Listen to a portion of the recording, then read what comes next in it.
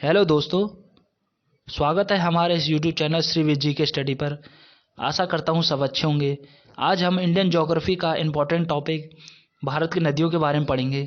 नदियों को दो पार्ट में डिवाइड किया गया है, एक है हिमालय नदियाँ और दूसरी है प्रायद्वीपीय भारत की नदियाँ। तो आज हम हिमालय नदियों के बारे में पढ़ेंगे, जिसमें सिंधु नदी तंत्र, गंगा नदी तंत्र और ब्रह्मपुत्र नदी तंत्र आते हैं।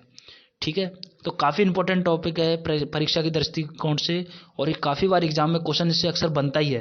ये इंपॉर्टेंट टॉपिक है, इससे क्वेश्चन बनता ही है दोस्तों। ठीक है, कुछ हम फैक्ट करेंगे इसमें, कुछ हम मैप के माध्यम से नदियों के बारे में देखेंगे, उनकी सहायक नदियाँ देखेंगे, थोड़ी थ्योरी है। ठीक है, देन उसके बाद हम MCQ के माध्यम से इस टॉपिक को कवर करने की कोशिश करेंगे। तो चलते हैं दोस्तों, पहला हमारा जो पॉइंट है सिंधु नदी तंत्र, उसके बारे में पढ़ते हैं। सिंधु नदी जो है दोस्तों, ये मानसरोवर, कैलाश मानसरोवर झील तिब्बत से इसका उद्गम होता है और ये जाके भारत में मिलकर मतलब जम्मू कश्मीर से होते हुए पाकिस्तान में होके अरब सागर में गिर जाती है। ठीक है दोस्तों, जो सिंधु नदी है जो भारत में एंटर करती है, तो वो किस जगह से करती है? वो लद्दाख में दमचोक जगह है। ठीक है, वहाँ से एंटर करती है भारत में और पाकिस्तान होते हुए अरब सागर में गिर जाती है। सिंधु नदी की 5 सहायक नदियाँ इंपॉर्टेंट हैं। वो पहली झेलम, दूसरी चिनाब, तीसरी रावी, व्यास और 5वीं सतलुज। ये पांचों काफ़ी इंपॉर्टेंट नदियाँ हैं दोस्तों। ये पांचों नदियाँ सिंधु की सहायक नदियाँ हैं, जिसमें जो चिनाब है ये सबसे बड़ी सहायक नदी है। सिंधु नदी की सबसे बड़ी सहायक नदी कौन सी है? वो चिनाब रिवर है। ठीक है, जहाँ पर और दोस्तों एक चीज़ और ध्यान रखना, जब व्यास और सतलुज इन जो नदियों का संगम होता है, वहाँ से एक नहर होती है, इंदिरा गांधी नहर, जिसका उद्गम होता है। ये राजस्थान की जीवन रेखा कहा जाता है इसको, और ये भारत की सबसे लंबी नहर है। ठीक है दोस्तों, ये हरि के बैराज, जहाँ से संगम होता है व्यास और सतलुज का, उसका नाम क्या है? हरि के बैराज। काफ़ी बार हमने न्यूज़ में सुना होगा हरि के बैराज से पानी छोड़ा गया, तो वही है जहाँ से व्यास और सतलुज आपस में मिलते हैं और वहाँ से ही इंदिरा गांधी नहर का उद्गम होता है। ठीक है, ये काफ़ी इंपॉर्टेंट है और इसे याद रखना। अब हम कुछ पॉइंट पर चलते हैं। सिंधु नदी जो है, जो पंजाब के निर्माण में महत्वपूर्ण नदी है। ये ध्यान रखना दोस्तों, ये काफ़ी बार क्वेश्चन रिपीट होता है कि सिंधु नदी किस प्रदेश के लिए महत्वपूर्ण है, तो वो पंजाब प्रदेश के लिए महत्वपूर्ण है, निर्माण में महत्वपूर्ण नदी है। लेह शहर है, वो किस नदी पे बसा हुआ है? वो लेह शहर है जो सिंधु नदी के दाएं तट पर बसा हुआ है। ठीक है, ये भी काफ़ी इंपॉर्टेंट है। अब नेक्स्ट चलते हैं हम, इसमें देखते हैं कुछ सिंधु नदी के सहायक नदियों के बारे में, जो कहाँ से उद्गम होता है और कहाँ पे इसका विलय हो जाता है। तो झेलम नदी है, उसका जो उद्गम है वो शेषनाग झील से होता है, जम्मू कश्मीर से, और चिनाब रिवर में इसका विलय हो जाता है। और दूसरी जो चिनाब नदी है वो बड़ा लाचा दर्रा हिमाचल प्रदेश में है, वहाँ से निकलती है और सिंधु नदी में ये विलय होती है। तीसरी नदी है रावी, रावी रोहतांग दर्रा से उद्गम होता है इसका और चिनाब रिवर में इसका विलय हो जाता है। अब चौथी है व्यास, व्यास भी रोहतांग दर्रे से निकलती है, मतलब उसका उद्गम होता है और सतलुज नदी में जा मिलती है। पांचवी सतलुज नदी है जो राकस्ताद मानसरोवर से उद्गम होता है और चिनाब रिवर में इसका विलय हो जाता है। चिनाब नदी को चंद्रभागा के नाम से जाना जाता है, कहाँ पर? हिमाचल प्रदेश में। ये काफ़ी इंपॉर्टेंट लाइन है दोस्तों, याद रखना। ठीक है, और बहुत ही इंपॉर्टेंट है ये पांचों नदियों के बारे में, उसका उद्गम कहाँ से पूछ लिया जाता है अक्सर, कहाँ से उनका उद्गम होता है। ठीक है, अब चलते हैं हम ब्रह्मपुत्र, मतलब उससे पहले जाने से पहले कुछ चीज़ें देख लें कि 1960 में जो जल समझौता हुआ था वो किसके बीच हुआ था? तो वो किसके बीच हुआ था? भारत और पाकिस्तान के बीच हुआ था। ठीक है, जिसमें जवाहरलाल नेहरू भारत की तरफ से अध्यक्षता की थी और पाकिस्तान की तरफ से आयूब खान थे जो राष्ट्रपति थे उस टाइम, उन्होंने अध्यक्षता की थी। जो नदियों को बंटवारा हुआ था वो दोस्तों इस प्रकार हुआ था कि रावी, व्यास और सतलुज ये तो भारत के हिस्से में थी, जो इनका यूज़ भारत जल यूज़ कर सकता था। ठीक है, जिसमें हम 80% जल भारत यूज़ कर सकता था। ठीक है, और 20% पाकिस्तान। और जो सिंधु, झेलम और चिनाब, इन रिवर का 80% पाकिस्तान कर सकता था और 20% भारत कर सकता था। तो कॉन्सेप्ट समझ आ गया होगा दोस्तों। ठीक है, काफ़ी इंपॉर्टेंट है रिवर से, याद रखना, इनसे क्वेश्चन पूछ लेगा। 3 नदियाँ इसमें से दे देगा, एक अलग दे देगा। ठीक है, तो काफ़ी इंपॉर्टेंट है। अब देख कुछ ये लाइन देख लेते हैं। लाहौर शहर जो है वो रावी नदी के किनारे स्थित है। तो काफ़ी इंपॉर्टेंट क्वेश्चन है, काफ़ी बार पूछा हुआ है कि लाहौर शहर किस नदी के किनारे है, तो वो रावी नदी के किनारे स्थित है।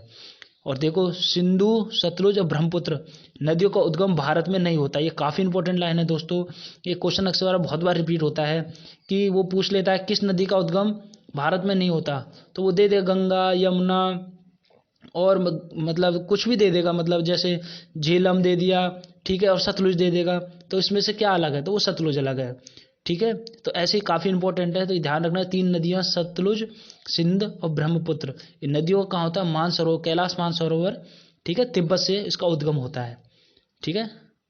अब चलते हैं नेक्स्ट पे जो हमारा है ब्रह्मपुत्र नदी तंत्र। ये काफ़ी इंपॉर्टेंट है दोस्तों। इसमें जो ब्रह्मपुत्र नदी में जो ब्रह्मपुत्र नदी है, मैंने बताया था जैसे कैलाश मानसरोवर से इसका उद्गम होता है। इसे तिब्बत में यालुंग सांगपो कहा जाता है, ठीक है। ये तिब्बत से होते हुए ये भारत में एंटर करती है ब्रह्मपुत्र। ये यहाँ पे है अरुणाचल प्रदेश। अरुणाचल प्रदेश में इसको दिहांग कहा जाता है, ठीक है। अब अरुणाचल प्रदेश के बाद वो असम में आती है, असम में से कहा जाता है ब्रह्मपुत्र। देन उसके बाद वो पाकिस्तान में जाती है, और पाकिस्तान में इस नदी को क्या कहा जाता है, जमुना कहा जाता है दोस्तों। ये काफ़ी इंपॉर्टेंट है, ठीक है। तिब्बत में क्या कहा जाता है, यालुंग सांगपो। मैंने ये लास्ट यहाँ चीन है तिब्बत में। अरुणाचल प्रदेश में दिहांग कहा जाता है, असम में से ब्रह्मपुत्र कहा जाता है, बांग्लादेश में जमुना कहा जाता है। ये काफ़ी इंपॉर्टेंट है दोस्तों, ठीक है। ये कॉन्सेप्ट ध्यान रखना। और मैं आपको एक चीज़ और बताता हूँ, जो गंगा नदी है ये यहाँ पे जो आ रही है, ये ना गंगा नदी को बांग्लादेश में किस नाम से जाना जाता है, ये पद्मा के नाम से जाना जाता है, ठीक है। ब्रह्मपुत्र को बांग्लादेश में जमुना, और जो गंगा नदी है उसको क्या कहा जाता है, पद्मा। तो इन दोनों नदियों का संगम होता है, ठीक है। तो ये नदियाँ दोनों मिलकर क्या बनती है, मेघना बनती हैं, ठीक है। मेघना नदी बनती है जिसका निर्माण करती हैं दोनों नदियाँ।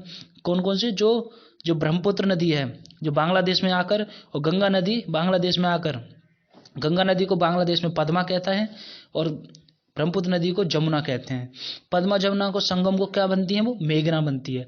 ये नदी बनके ये बंगाल की खाड़ी में सबसे बड़ा डेल्टा का निर्माण करती हैं। कौन, गंगा और ब्रह्मपुत्र नदियाँ, ठीक है, मेघना के रूप में।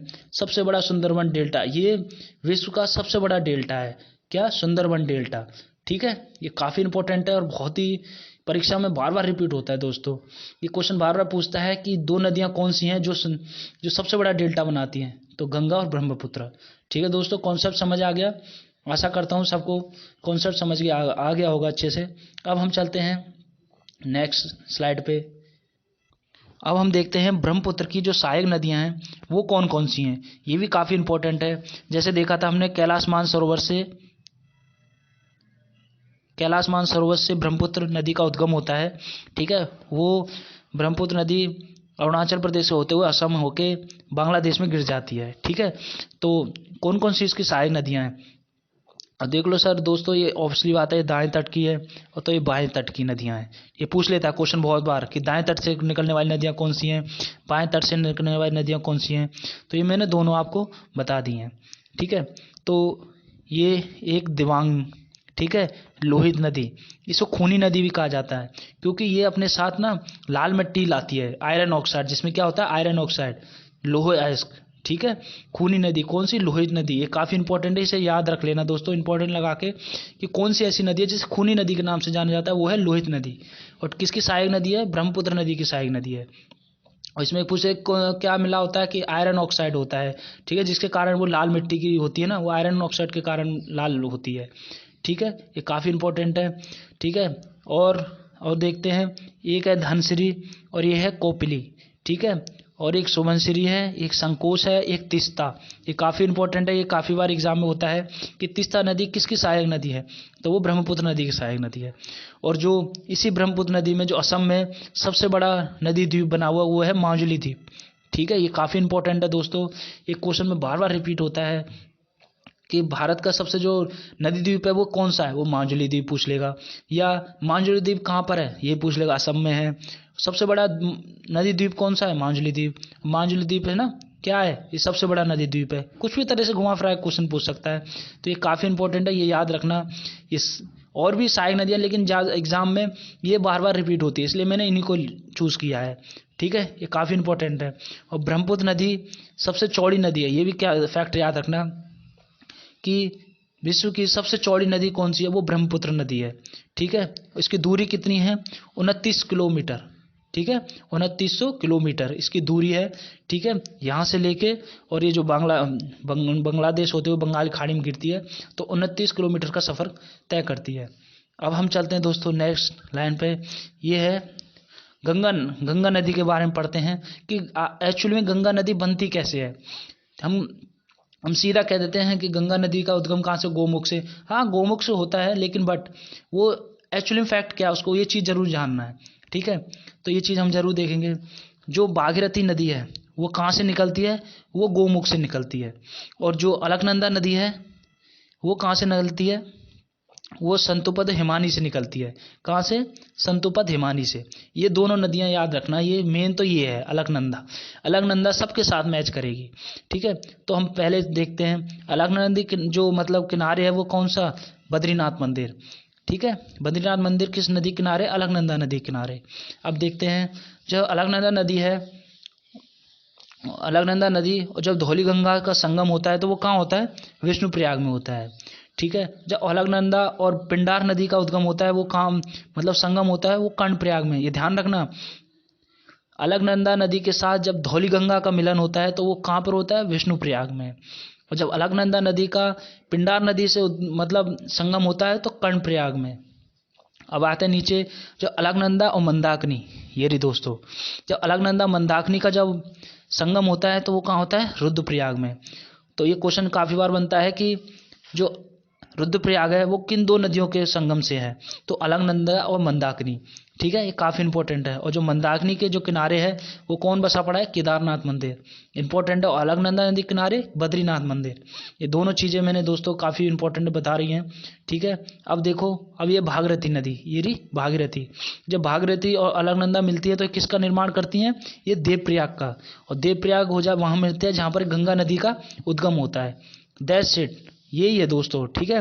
पता चल गया गंगा नदी का उद्गम कहाँ से बनता है, जब दो नदियाँ आपस में मिलती हैं, अलकनंदा और भागीरथी, जब जाके ये गंगा नदी का उद्गम होता है। और ये कहाँ पर होता है, हरिद्वार से थोड़ा पहले, जहाँ ये दोनों नदियाँ आपस में मिलती हैं, ठीक है।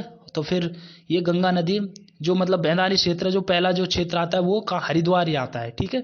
जहाँ पे ये आपस में मिलने के बाद हरिद्वार से बहते हुए ये पूरे प्रदेश में, मतलब अपने जैसे जो रास्ते में बताऊंगा कहाँ कहाँ से होकर, किस प्रदेश से मतलब राज्य से होकर बहती है, ठीक है। आपको समझ आ गया कि गंगा नदी का उद्गम किस प्रकार होता है, कैसे वो अलकनंदा नदी के साथ भागीरथी का उद्गम मतलब आपस में जब संयोग होता है, जब ये मिलती हैं तो गंगा नदी का उद्गम होता है। कैसे रुद्रप्रयाग का होता है, कर्णप्रयाग, विष्णुप्रयाग, इन बारे में आपको देख लिया होगा। अब चलते हैं नेक्स्ट, जहाँ से हम देखते हैं गंगा नदी तंत्र के बारे में। ये देखिए, गंगा नदी तंत्र जो है हमने बताया था, जैसे आपको ये रहा, ठीक है। अलकनंदा और भागीरथी मिलकर किसका निर्माण करेंगे, गंगा नदी का निर्माण। तो गंगा नदी यहाँ से मिलते हुए निकलती है, फिर कहाँ से, यहाँ से होते हुए ये आपका हो गया हरिद्वार, उत्तराखंड से होते हुए ये प्रयागराज, ठीक है, प्रयागराज, पटना, ठीक है, झारखंड, और फिर पश्चिम बंगाल होते हुए कहाँ, बांग्लादेश में गिर जाती है। तो इसके हम पहले देखते हैं जो गंगा नदी की सबसे पहली सहायक नदियाँ, ये काफ़ी बार पूछा है, कौन सी है, रामगंगा। ये ध्यान रखना, ये पूछा गया है कि गंगा नदी की सबसे पहली सहायक नदी कौन सी है, रामगंगा, ठीक है दोस्तों। उसके बाद आ जाते हैं हम प्रयागराज में क्या होता है, जब ये बंदरपुर चोटी यमुनोत्री हिमानी से एक नदी निकलती है, जो क्या नाम है, यमुना नदी। ये यमुना नदी प्रयागराज में जाकर गंगा नदी से विलय हो जाती है, यानी मिल जाती है। तो ये ध्यान रखना, ये चीज़ काफ़ी इम्पोर्टेंट है कि यमुना नदी की सबसे बड़ी सहायक नदी है, ठीक है, किसकी, गंगा की। यमुना किसकी सबसे बड़ी सहायक नदी है, वो गंगा की सबसे बड़ी सहायक नदी है, ठीक है। तो ये जो यमुना में, अब मैं थोड़ा सा पहले गंगा की सहायक नदियों के बारे में बताता हूँ। तो पहली कौन सी है, रामगंगा। दूसरी कौन सी है, गोमती नदी, ठीक है। ये काफ़ी इंपॉर्टेंट है, इसे ध्यान रखना कि जो मैदानी क्षेत्र से जो नदी निकलती है, जो गंगा मिलती है, वो कौन सी है कि एकमात्र है नदी, गोमती नदी। ये काफ़ी बार है कि मैदानी क्षेत्र से निकलने वाली नदी का नाम क्या है, तो वो गोमती नदी है। ये कहाँ से निकलती है, गोमताल, पीलीभीत, यूपी से, ठीक है। ये मैदानी क्षेत्र से निकलने वाली नदी है, काफ़ी याद रखना दोस्तों, ये पॉइंट काफ़ी इंपॉर्टेंट है, लगा के रख लेना। मैदानी क्षेत्र से निकलने वाली नदी कौन सी है, गोमती नदी, ठीक है। अब अब चलते हैं दूसरी है घाघरा। घाघरा नदी ये भी कहाँ से, नेपाल से निकलती है। गंडक नदी भी नेपाल से निकलती है। कोसी नदी ये भी नेपाल से इसे ध्यान रखना, बिहार का शोक कहा जाता है दोस्तों। ये काफ़ी इंपॉर्टेंट है, मैं बताऊंगा आगे क्वेश्चनों में, ये आपको अच्छे से क्लियर कर दूंगा। आपसे एक भी क्वेश्चन आपको मैं वादा करता हूँ, आपको कोई भी एग्जाम का प्रीवियस ईयर देख लीजिए, अगर इसमें से क्वेश्चन कोई बाहर निकल जाए तो आप बताना कमेंट के साथ। एक भी क्वेश्चन आपको मैं छोड़ने नहीं दूंगा, ना कोई गलत होगा। बस आप 2-4 बार वीडियो देखेंगे, अच्छे से नोट्स बनाएंगे कॉपी में लिख के, और 2-4 बार देख लेंगे तो आपको कभी भी इसमें प्रॉब्लम नहीं आएगी, ठीक है। अब तीसरी मतलब लास्ट की नदी कौन सी है, महानंदा। ये भी काफ़ी इंपॉर्टेंट है दोस्तों। गंगा की लास्ट सहायक नदी कौन सी है, तो महानंदा है। ये ध्यान रखना, प्रथम कौन सी है, जो पहली कौन सी है, रामगंगा, और लास्ट कौन सी है, महानंदा। ये कहाँ से निकलती है, दार्जिलिंग पहाड़ी से। कौन सी, महानंदा नदी, ठीक है। जो गंगा नदी है वो 2 भागों में बट जाती है। एक तो चली जाती है वो बांग्लादेश की तरफ, और एक वो विभाजित होती है हुगली नदी, जहाँ से फरक्का डैम है। फरक्का डैम से ही ये जो नदी आपने सुना होगा, बंगाल में, वेस्ट बंगाल में फरक्का डैम है, वहाँ वो हुगली नदी को इधर डिवाइड कर देते हैं। एक तो वो मतलब बांग्लादेश में गंगा नदी चली जाती है, और वो एक दूसरी नदी विभाजित होती है, उसे हुगली नदी कहा जाता है, ठीक है, हुगली नदी। और जो हुगली नदी की जो सहायक नदी है कौन सी है, दामोदर नदी। ये कहाँ से निकलती है, छोटा नागपुर पठार से। ये कहाँ मिल जाती है, हुगली नदी मिल जाती है, ठीक है दोस्तों। इसे बंगाल का शोक या बंगाल का विनाशकारी जो भी नदी है वो किसे कहा जाता है, दामोदर नदी को कहा जाता है, ठीक है। ये काफ़ी इंपॉर्टेंट है दोस्तों, ठीक है। देख ली गंगा की सहायक नदियाँ, रामगंगा, गोमती, घाघरा, गंडक, कोसी, महानंदा, हुगली, ये दामोदर, ये सब क्या है, गंगा की सहायक नदियाँ हैं, ठीक है। अब ये जैसे अब दूसरी यमुना, जो कि सबसे बड़ी सहायक नदी है यमुना, उसकी भी सहायक नदियां हैं चंबल, बेतवा और केन। ये दोनों क्या हैं, ये तीनों यमुना की सहायक नदियां हैं। ये कहाँ जाके ये जमुना मिलती हैं, और फिर उसके बाद ये जमुना नदी प्रयागराज में जाके गंगा जी में मिल जाती है, ठीक है। तो ये पूछ लिया जाता है गंगा की सहायक नदियाँ कौन सी है, चंबल, बेतवा। तो ये मत कन्फ्यूज होना कि ये नहीं है, क्योंकि ये भी तो ऑब्वियसली बात है, जब गंगा की सहायक नदी यमुना है तो गंगा की सहायक नदी चंबल और बेतवा भी होंगी। तो इसमें कंफ्यूज मत होना, तो जरूरी नहीं है वो यमुना ही दे, वो ये भी दे सकता है गंगा की सहायक नदी कौन कौन सी हैं, तो चंबल, बेतवा, गोमती, और मतलब कोई मतलब प्रायद्वीपीय नदियाँ का कोई एक नदी दे देगा। तो इसमें ये मत होना है तो यार यमुना की पड़ी थी, नहीं, वो ये गंगा की सहायक नदियाँ के में मतलब इंक्लूड किया जाएगा, ठीक है। और ये देखे हैं सोन नदी। ये सोन नदी जो है ये अमरकंटक पहाड़ियों से निकलती है, और ये पटना से पहले ये कहाँ, गंगा में मिल जाती है, ठीक है। सोन नदी अमरकंटक की पहाड़ियों से। और देखना दोस्तों, जो ये कैमूर की पहाड़ियाँ हैं, ये सोन नदी और जमुना नदी के जो प्रदेश मतलब बीच का क्षेत्र है वो कैमूर की पहाड़ियों का है, ठीक है। ये ध्यान रखना, क्वेश्चन पूछा गया है कि यमुना और सोन नदी के बीच का जो क्षेत्र है वो कौन सी पहाड़ियाँ हैं, वो कैमूर की पहाड़ियों से मतलब वो हो रखा है, कैमूर की पहाड़ियाँ व्यवस्थित हैं वहाँ पर, ठीक है। और जो केन नदी का है वो कैमूर की पहाड़ियों से, बेतवा नदी भोपाल से निकलती है, चंबल नदी इंदौर से निकलती है, ठीक है। काफ़ी इंपॉर्टेंट है, ठीक है। ये देखिए उत्तराखंड, उत्तर प्रदेश, बिहार, झारखंड, पश्चिम बंगाल राज्य से होकर गंगा नदी बहती है। यमुना गंगा की सबसे बड़ी सहायक नदी है, तो मैंने बता दिया, ठीक है। और ये भी बता दिया मैंने, जो गंगा जी है बांग्लादेश में किस नाम से जानी जाती है, पद्मा के नाम से जानी जाती है, ठीक है। ये मैंने पीछे जो कॉन्सेप्ट है क्लियर करा दिया, ठीक है। अब चलते हैं नेक्स्ट है दोस्तों। अब मैंने ये फैक्ट हैं कुछ इंपॉर्टेंट काफ़ी है। गंगा भारत की सबसे बड़ी नदी है जिसकी दूरी 2525 किलोमीटर है, ठीक है दोस्तों।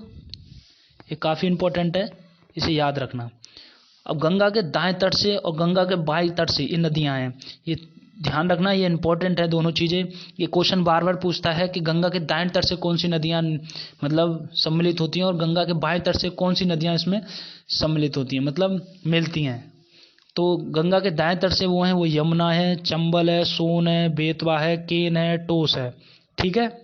ये दाएं तट से मतलब गंगा में मिलने वाली नदियां हैं। और बाएं तट से कौन सी हैं, रामगंगा है, गोमती है, घाघरा है, गंडक है, कोसी है और महानंदा है, ठीक है। बाएं तट से और दाएं तट से दोनों को बता दिया।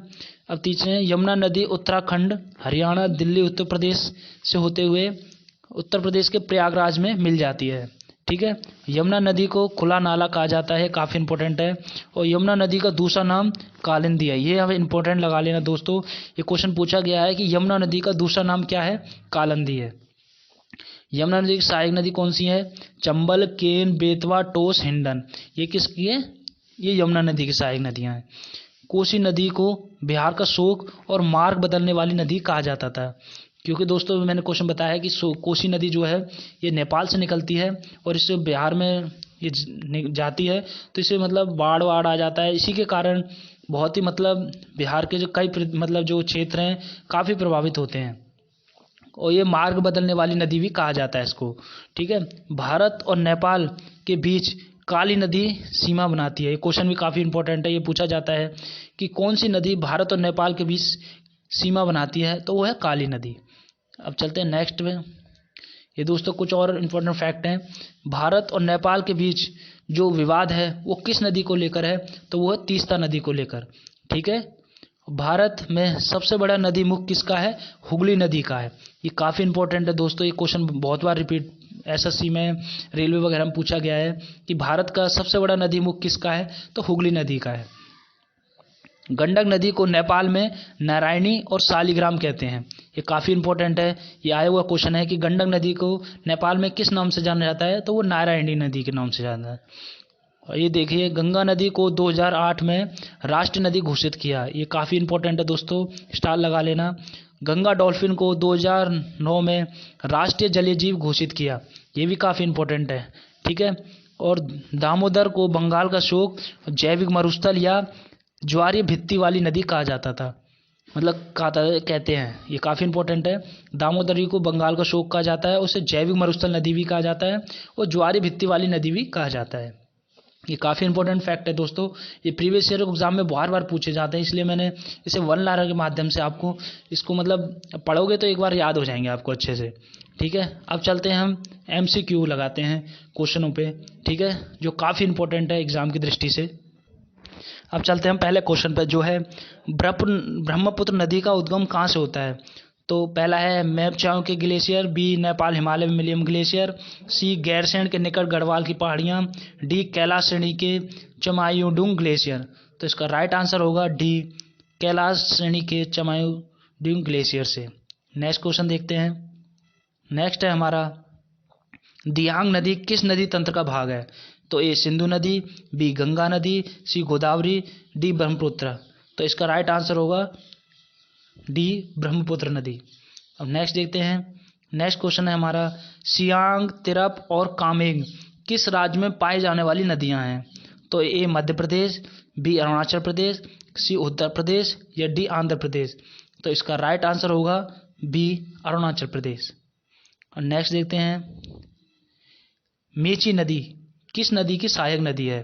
ए हुगली की, बी ब्रह्मपुत्र, सी गंगा या डी महानंदा। तो इसका राइट आंसर होगा डी महानंदा। नेक्स्ट क्वेश्चन देखते हैं मयूर द्वीप किस नदी पर स्थित है। ये काफ़ी इंपॉर्टेंट है दोस्तों। ए महानदी, बी गंगा, सी ब्रह्मपुत्र, डी जमुना। तो इसका राइट आंसर क्या होगा। इसका राइट आंसर होगा सी ब्रह्मपुत्र। इसको दोस्तों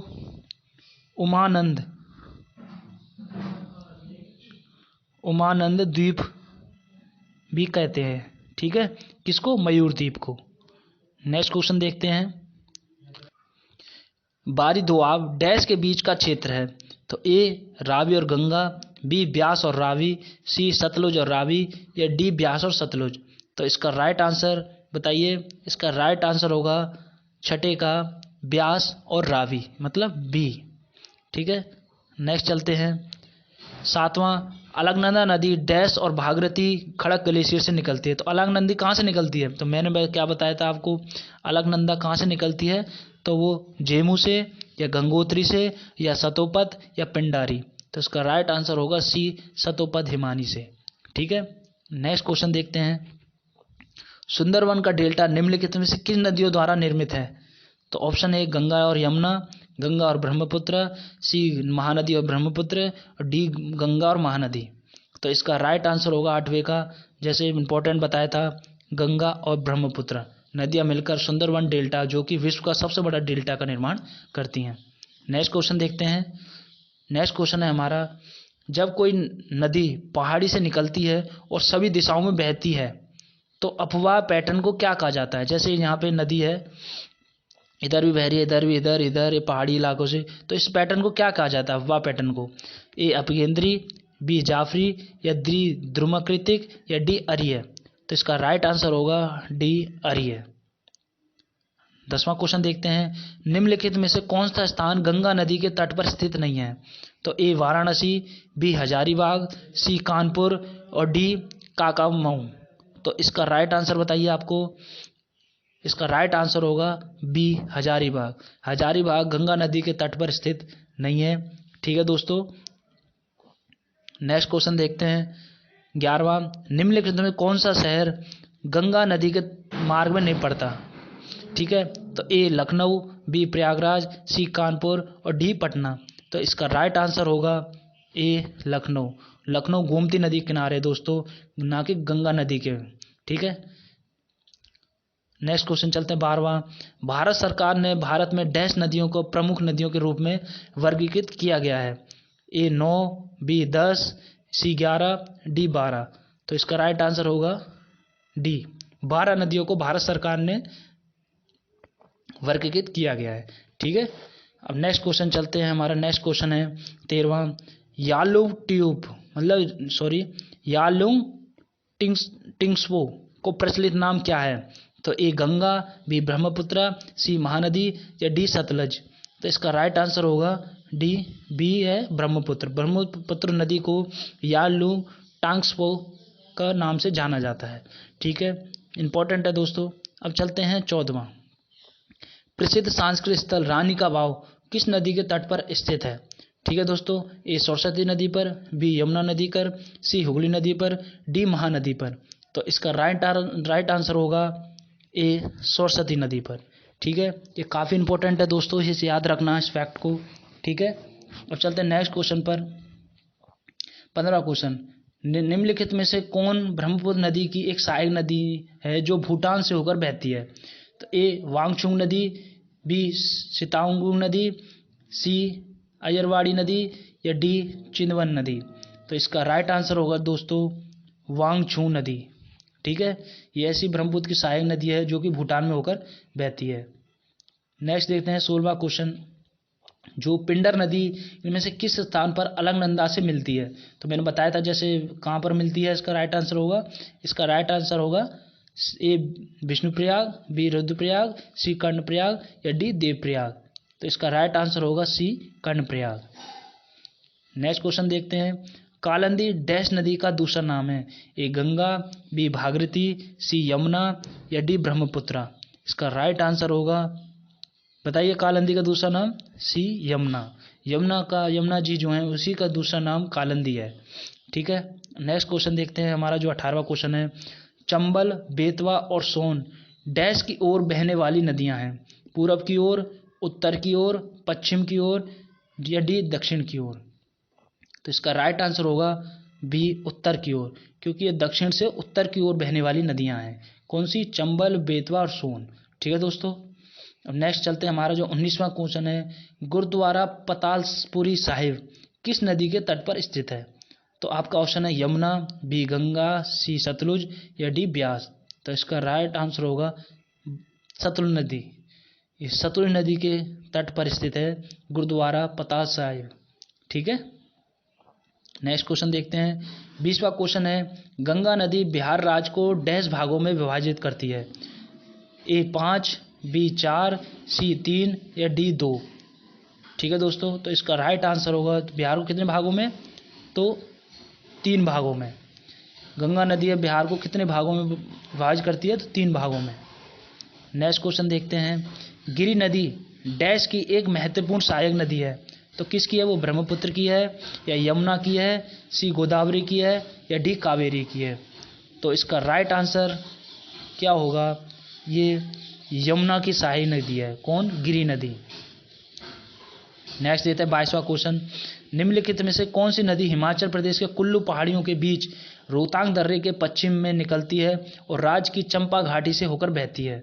ए Sutlej, B Ravi, B C Beas, D Chenab? तो इसका राइट आंसर होगा दोस्तों 22 का बी रावी नदी। नेक्स्ट क्वेश्चन देखते हैं, 23वां है हमारा जो महानंदा नदी डैश की एक सहायक नदी है। ए दामोदर नदी की, बी सतलुज नदी की, सी यमुना नदी की, या डी गंगा नदी की। तो 23वें का राइट आंसर है डी गंगा नदी। गंगा नदी की सहायक नदी है महानंदा, जो कि आखिरी सहायक नदी है। ठीक है, अब चलते हैं नेक्स्ट क्वेश्चन पर। 24वां, इंदिरा गांधी नहर कमान क्षेत्र के पूर्व में किस नाम से जाना जाता है? राजस्थान नहर, पंजाब नहर, हरियाणा नहर, या डी गुजरात नहर। तो इसका राइट आंसर होगा ए राजस्थान नहर। अब चलते दोस्तों नेक्स्ट क्वेश्चन पर, जो हमारा क्वेश्चन है 25वां। सोन नदी का उद्गम स्थल निम्नलिखित में से कौन सा है? ए मोहराबादी पहाड़ियाँ, त्रिकुट पहाड़ियाँ, सी पारसनाथ पहाड़ियाँ, या डी अमरकंटक पहाड़ी। तो इसका राइट आंसर होगा दोस्तों डी अमरकंटक पहाड़ियों से सोन नदी का उद्गम होता है। और लास्ट क्वेश्चन देखते हैं, हमारा जो आखिरी क्वेश्चन 26वां क्वेश्चन है। भारत की सबसे लंबी नदी कौन सी है जो समुद्र में प्रभावित नहीं होती है? तो ए गंगा, बी यमुना, सी ताप्ती, या डी कावेरी। तो दोस्तों आपको आंसर पता चल गया होगा, जमुना। क्योंकि जमुना नदी ऐसी है जो यमुनोत्री ग्लेशियर से निकलती है और प्रयागराज उसमें मिल जाती है। ना वो अरब सागर में गिरती है, ना वो बंगाली खाड़ी में गिरती है। तो इसमें ये क्वेश्चन क्या पूछा है कि ये कौन सी भारत की सबसे लंबी नदी है जो समुद्र में प्रभावित नहीं होती? तो ऑब्वियसली बात है, गंगा भी होती है, ताप्ती भी होती है, कावेरी भी होती है, और जमुना नहीं होती। तो इसका राइट आंसर होगा जमुना। तो दोस्तों, तो आशा करता हूँ आपको हमारा ये वीडियो पसंद आया होगा। और हमने पहले तो थ्योरी पढ़ी थी सब तंत्र के बारे में, उससे ज़्यादातर क्वेश्चन उन्हीं से बन जाते हैं। 70-80% क्वेश्चन वहीं से आ जाते हैं। ठीक है, और जो मैंने ये MCQ करा है, ये क्वेश्चन लेटेस्ट एग्जाम में पूछे गए हैं, और वो मैंने वही क्वेश्चन लिए हैं, क्योंकि बार बार क्वेश्चन रिपीट होते हैं, बार बार क्वेश्चन वो पूछे जाते हैं, लेकिन मैंने उन्हीं क्वेश्चन को लिया जो नए हों। ठीक है, और क्वेश्चन रिपीट तो होते हैं, तो मैंने उन्हीं क्वेश्चन को लिया है जो टफ हैं और मतलब पहली बार एग्जाम में पूछे गए, उन्हीं को मैंने MCQ के माध्यम से कवर किया है। ठीक है, और क्वेश्चन को आपको थ्योरी और उसमें जो इंपॉर्टेंट फैक्ट है उसी में से मिल जाएंगे। 80% आप क्वेश्चन लगाना, आपको उसी में मिल जाएंगे। मैंने MCQ इसके माध्यम से कि आपको एक भी क्वेश्चन ना छूटे। ठीक है, इस वीडियो में आपको मैंने हर मतलब अच्छे से अच्छा कंटेंट प्रोवाइड करने की कोशिश करी है दोस्तों, कि आपको एक भी क्वेश्चन भारत की नदियों जो हिमालय नदियों से रिलेटेड है, एक भी क्वेश्चन गलत ना हो। तो आशा करता हूँ दोस्तों ये वीडियो हमारा आपको पसंद आया होगा। अगर वीडियो आपको अच्छा लगे तो लाइक करना, और ऐसे आपको आगे ही वीडियो आपको मिलते रहे तो सब्सक्राइब कर देना और बेल आइकन को दबा देना, जिससे आपको नोटिफिकेशन सबसे पहले आपको जाए। तो थैंक यू दोस्तों। अब नेक्स्ट वीडियो में चलते हैं, जो हमारा नेक्स्ट वीडियो होगा वो होगा भारत की प्रायद्वीपीय नदियों के बारे में। तो थैंक यू दोस्तों, मिलते हैं नेक्स्ट वीडियो में। धन्यवाद।